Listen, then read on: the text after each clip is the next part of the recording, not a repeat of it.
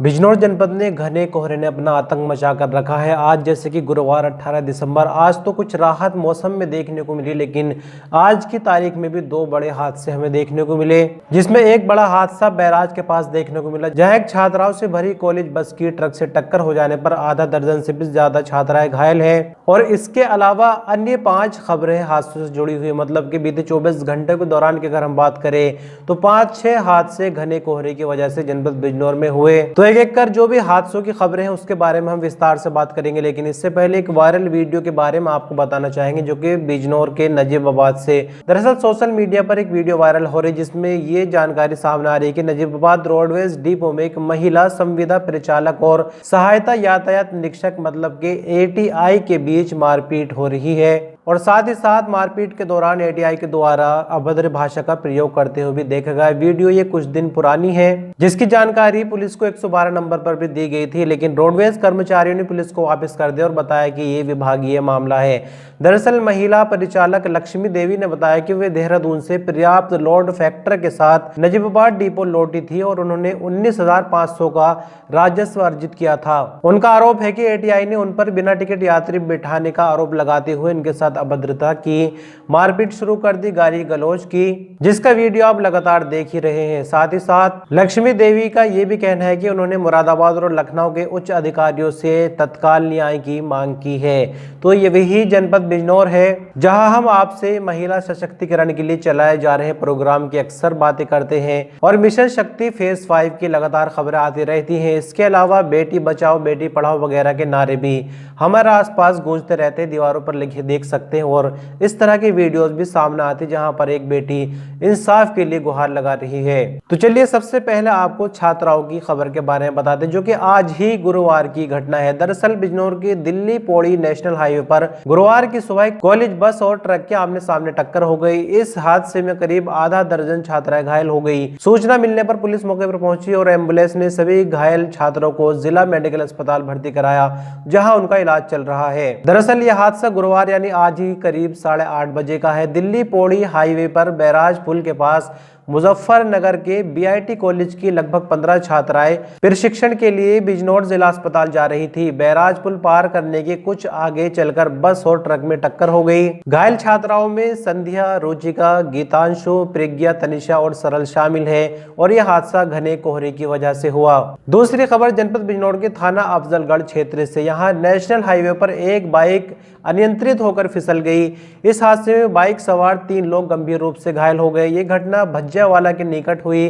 घायलों की पहचान भूपेंद्र सिंह निवासी कलियावाला जसपुर, छत्रपाल सिंह निवासी छलजेट जनपद मुरादाबाद और चंद्रपाल सिंह निवासी भज्जावाला थाना अफजलगढ़ के रूप में हुई। ये तीनों अफजलगढ़ की तरफ जा रहे थे, जबकि इनकी बाइक अनियंत्रित होकर फिसल कर गिर गई। एक और खबर में बात करेंगे जो कि बिजनौर के नगीना थाना क्षेत्र सामने आ रही है। यहाँ एक सवारी से भरी ई-रिक्शा नाले में पलट गई और इसका भी कारण रहा घना कोहरा। इस हादसे में ई-रिक्शा में सवार कई लोग घायल हो गए। स्थानीय लोगों ने तुरंत बचाव कार्य करते हुए सभी घायलों को नाले से बाहर निकाला, और यह हादसा जैसे कि हमने बताया कि घने कोहरे की वजह से हुआ, क्योंकि जो रिक्शा चालक था उसको पुलिया दिखाई नहीं दी। जानकारी के अनुसार ई-रिक्शा चालक नदीम अहमद बढ़ापुर रोड से सवारियों को लेकर जा रहा था। बढ़ापुर रोड स्थित लकड़ियों के टाल के पास घना कोहरा होने के कारण सामने नाली की पुलिया स्पष्ट दिखाई नहीं दी। इसी वजह से ई-रिक्शा संतुलन खोकर सवारियों सहित नाले में जा गिरा। एक और खबर बिजनौर के हल्दौड़ थाना क्षेत्र से। दरअसल आज यानी बृहस्पतिवार को करीब 11 बजे हल्दौड़ थाना क्षेत्र में नूरपुर मार्ग पर स्थित गोल चौराहे के पास एक अनियंत्रित DCM सड़क किनारे गहरी खाई में जा गिरी। हादसे के दौरान DCM पेड़ से भी टकराए, जिसमें चालक गंभीर रूप से घायल हो गया। पुलिस मौके पर पहुंची और घायल DCM चालक को इलाज के लिए अस्पताल में भर्ती कराया गया। इसी के साथ एक खबर बिजनौर के अफजलगढ़ थाना क्षेत्र से आ रही है। यहाँ नेशनल हाईवे पर एक बोलेरो कार अनियंत्रित होकर पलट गई। इस हादसे में बोलेरो चालक गंभीर रूप से घायल हो गया, जिसे प्राथमिक उपचार के बाद हायर सेंटर रेफर किया गया। यह घटना अफजलगढ़ थाना क्षेत्र के नेशनल हाईवे पर हुई। जानकारी के मुताबिक किरतपुर बिजनौर के रहने वाले अनीश अहमद अपनी बोलेरो से जा रहे थे। सामने से आ रही एक रोडवेज बस से टकराने के बाद बोलेरो अनियंत्रित होकर डिवाइडर पर पलट गई। हादसे में बोलेरो का अगला हिस्सा बुरी तरह क्षतिग्रस्त हो गया। चालक अनीश अहमद पुत्र शफीक अहमद गंभीर रूप से घायल हो गए। उन्हें तुरंत अफजलगढ़ CHC में भर्ती कराया गया। और आखिरी खबर बिजनौर नेटोर धामपुर मार्ग से आ रही है। यहाँ बीते दिन दोपहर करीब 2 बजे एक सड़क हादसे में भूमि विकास बैंक के एक कर्मचारी घायल हो गए।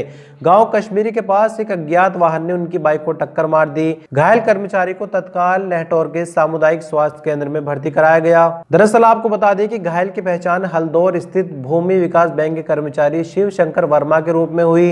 वह मूल रूप से तो लखनऊ के रहने वाले और वर्तमान में धामपुर की टीचर कॉलोनी में रहते हैं। जानकारी के मुताबिक शिव शंकर शर्मा बुधवार दोपहर अपनी बाइक से नेटौर धामपुर मार्ग पर जा रहे थे। गांव कश्मीरी के पास अचानक एक अज्ञात वाहन ने उनकी बाइक को जोरदार टक्कर मार दी, जिससे वे गंभीर रूप से घायल हो गए। राहगीर और पुलिस की मदद से उनको भी इलाज के लिए अस्पताल में भर्ती कराया गया। तो ये हमने कई ऐसी खबरें बताई जिसमें जो ज्यादातर खबरें वो घने कोहरे की वजह से, और जैसे कि हमने आपको बताया कि आज मौसम कुछ ठीक था, लेकिन सुबह के समय में ही दो घटनाएं हमारे सामने आई। बाकी खबरें बीते दिन की है और हम आशा करते हैं कि कल का दिन कुछ बेहतर हो। लेकिन यहाँ सभी से अनुरोध है, जो भी आप रोड पर निकल रहे हैं तो सुरक्षा नियमों का पालन करें और बहुत ही स्लो ड्राइव करें, या जरूरत ज्यादा पड़ने पर ही घरों से बाहर निकले, क्योंकि लगातार नए नए हादसे हमारे सामने आ रहे हैं।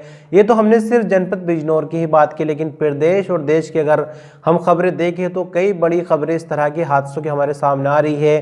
तो इसी के साथ कल हम मिलते हैं कुछ और नए अपडेट्स को लेकर। आपने अपना कीमती वक्त दिया, इस वीडियो पर अंत तक बने रहे इसके लिए शुक्रिया।